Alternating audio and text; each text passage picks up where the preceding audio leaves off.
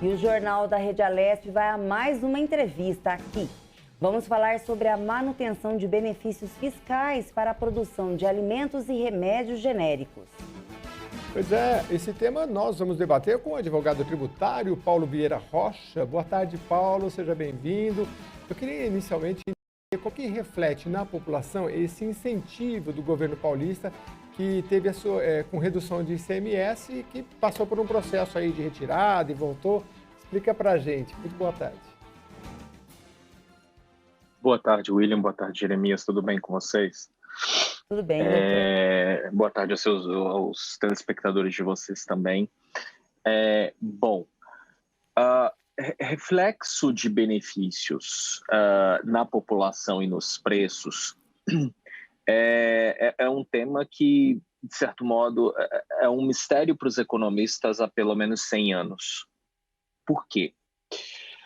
Porque o quanto o tributo, o imposto, como o ICMS, se reflete no preço, é repassado no preço, em termos econômicos, não estou falando em termos legais. Em termos legais, formalmente, ele sempre vai compor o preço, mas economicamente, ele ser repassado no preço, no sentido de aumento de imposto, exatamente a quantia de dinheiro que é o aumento de imposto vira aumento de preço, e redução de imposto, redução de preço, esse é um fenômeno que depende de uma quantidade de variáveis muito grande.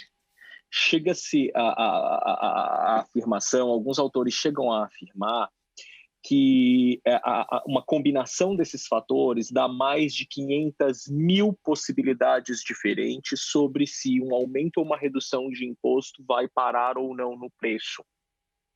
Por quê? Porque isso depende de um fenômeno chamado elasticidade da curva de oferta, elasticidade da curva de demanda. Imagina que você fornece um produto extremamente essencial com uma oferta que não é das maiores, então você pode facilmente repassar o aumento de imposto no teu preço, que ninguém vai deixar de consumir por causa disso. Mas imagina que você oferece um produto que talvez não seja tão essencial naquele momento, ou com uma concorrência muito grande, com muita oferta. Se você repassar o aumento de imposto, você é fornecedor, você é empresário. Se você repassar o aumento de imposto, você simplesmente não vai ter demanda, ninguém vai comprar. Então, saber exatamente em quanto e em que medida impostos repercutem economicamente nos preços é um mistério. Os economistas não conseguem responder isso de forma exata. Agora, claro, imposto acaba sendo regido por regras legais, pelo direito. Então, a gente precisa, pelo menos do ponto de vista legal, ter alguns parâmetros sobre os quais a gente pode se apoiar para ter discussões minimamente razoáveis sobre o tema. Senão também vira uma bagunça. Então, algumas premissas precisam ser fixadas, no sentido de que, por exemplo, embora economicamente a gente não tenha muito como prognosticar isso, legalmente eu preciso, para interpretar as regras desse imposto, saber se ele respeita regras de igualdade e tudo mais, eu preciso assumir como premissa que o ICMS é um imposto sobre o consumo. Então, que pelo menos do ponto de vista legal, ele acaba atingindo o consumidor, aquele que paga o preço pelos bens e serviços gravados por esse imposto. Pois bem, a partir do momento em que eu assumo isso, eu também vou assumir uma próxima premissa. A riqueza que eu estou tributando é o consumo, a manifestação de riqueza é o consumo, e, portanto, o que a gente chama de a capacidade econômica, a capacidade contributiva que eu estou mirando com o imposto como o ICMS, é a do consumidor. Portanto, diferentemente do imposto de renda, em que eu consigo olhar para a pessoa que ofere a renda e saber efetivamente qual é a capacidade econômica dela, no caso da tributação sobre o consumo, numa primeira aproximação, eu não consigo fazer isso.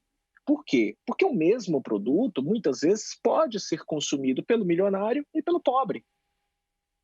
Então, a forma que eu tenho de medir a capacidade econômica ou tributar conforme a capacidade econômica do consumidor, no caso do tributo sobre o consumo, já que eu não consigo olhar para a pessoa que consome, é olhar para o produto e, indiretamente, por meio da essencialidade daquele produto, saber quem provavelmente o consome.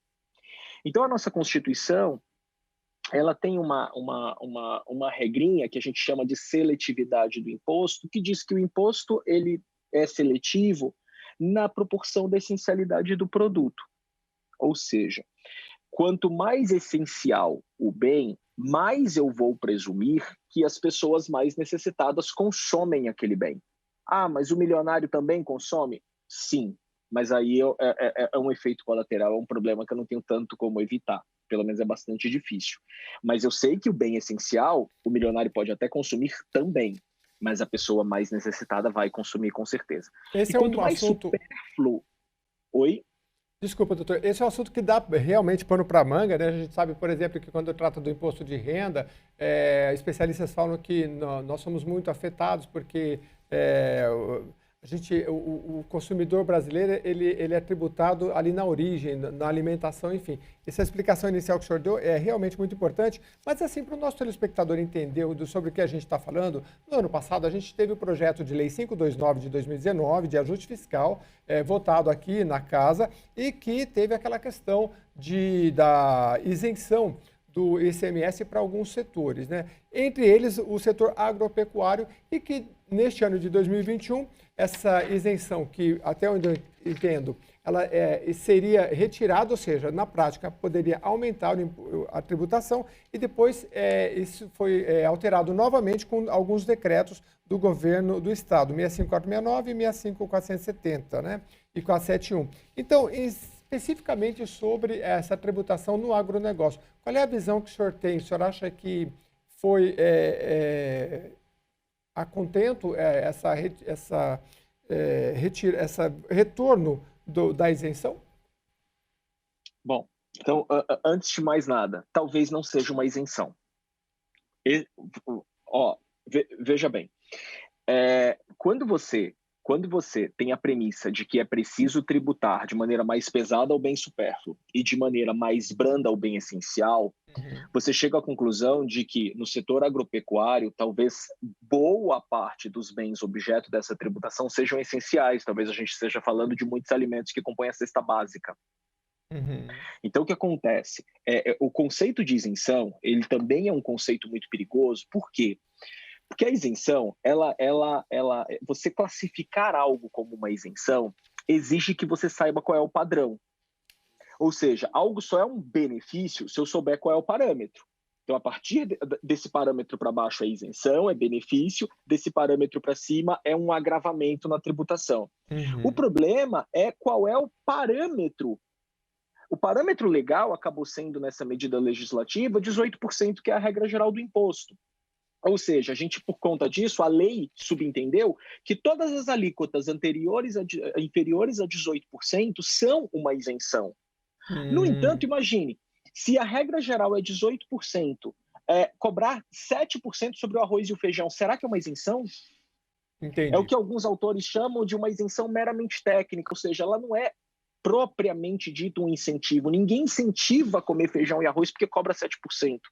Na verdade, uma alíquota de 7% ou até zero, isenção sobre o arroz e o feijão, na verdade, são formas de garantir o mínimo existencial. Não estou dando incentivo nenhum. Eu não estou induzindo a comportamento algum.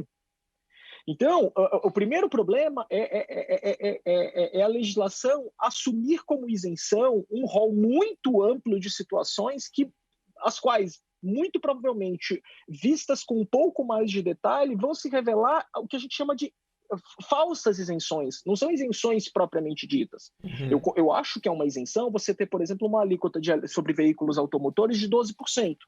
Se eu considero que a regra geral é 18%, ter 12% sobre veículos automotores, que pelo menos na minha opinião não são bens essenciais, isto é uma isenção. Certo. Agora, eu revogar a isenção, eu preciso ter cuidado com os impactos que eu vou gerar na economia, de produção. Claro que eu não estou dizendo que por isso tem que revogar essa isenção, mas isso, para mim, é um exemplo muito mais claro de uma isenção do que a tributação de arroz e tributação de feijão, que, pelo menos na minha opinião, a total isenção, ou seja, zero de imposto para esses bens, eu tenho dificuldade de chamar de isenção propriamente dita. Entendi. Então, eu acho que o ajuste ele precisa ser buscado, em primeiro lugar, tentando detectar o que é essencial, para evitar que o aumento seja linear, ou seja, qual que é o problema desse aumento, na minha opinião? Ele pega tudo que tem alíquota inferior a 18%, considera a isenção e, a partir daí, corta por igual. Só que quando você olha um rol genérico de tudo que está com alíquota inferior a 18%, você tem ali muitos bens essenciais, como, por exemplo, a energia elétrica. Eu sei que a regra geral de tributação de energia elétrica no estado de São Paulo, como qualquer outro estado da federação, é de 25%, mas há alguns casos onde se consideram incentivos fiscais, alíquotas, por exemplo, para alguns setores da indústria, inferiores a 25%. Mas eu vou inverter a pergunta. Exatamente. Essencial como é a energia elétrica, ela deveria ter a maior alíquota do sistema de 25%?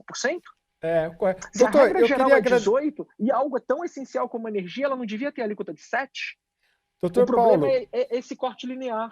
É verdade. E eu acho que a explicação do senhor foi muito a contento, principalmente em relação a esses 18%, que a gente debateu muito aqui no ano passado. Eu queria agradecer bastante a sua intervenção. Infelizmente, a gente ainda tem mais uma entrevista. Vamos também para a coletiva do senhor do governo do estado, mas eu quero agradecer bastante e que o senhor volte aqui na programação para a gente ir dividindo esse tema em pequenos trechos. Muito obrigado mais uma vez. Eu fico à disposição. Conversamos com o Paulo Vieira da Rocha, advogado tributário, que aí, numa primeira parte, falou para a gente sobre as isenções e o tratamento tributário no estado de São Paulo, Lília.